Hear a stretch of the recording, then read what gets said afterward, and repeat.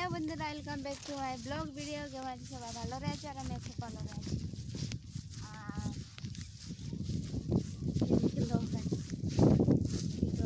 এরকম ভিডিও করবো তো এটা দেখতে পাচ্ছ,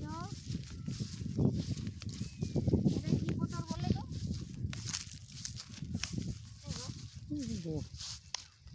আমি তো জানি না। কেন্দু পতর। এটা দেখো কেন্দু পতর, এটা বিক্রি করে। এটা একটা দুটা তিনটা চারটা, এটা দেখো বড় বড় গাছে। তো এবছর আমাদের গায়ে বিক্রি করছে না, তো অন্য গায়ে বিক্রি হচ্ছে। তো এটার দাম হচ্ছে এদিকে 10টা এদিকে 10টা, এরকম বাঁধতে হবে। এটা দেখো, হ্যাঁ, এদিকে 10টা থাকবে, এদিক থেকে 10টা, এরকম বাঁধবে।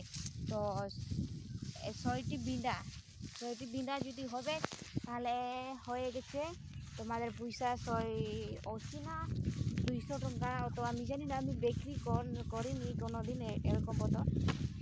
আর অনেকগুলো আছে, দেখতে পাচ্ছ পুরা আমার বল মাঠে অনেকগুলা ভর্তি করে আছে।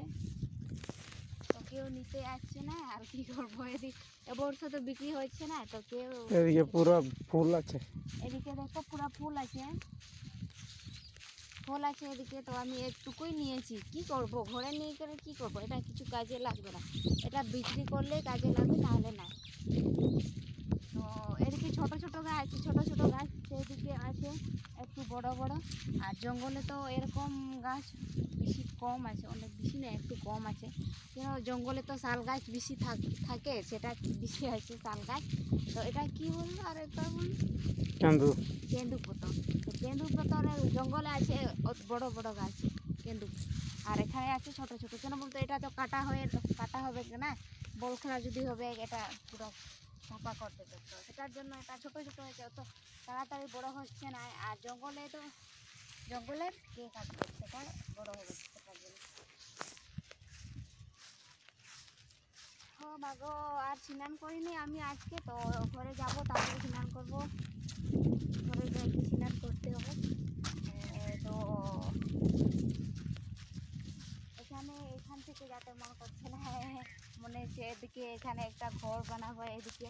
কেন বলো তো, এদিকে অনেক বাতাস দিচ্ছে, অনেক ভালো বাতাস দিচ্ছে এদিকে।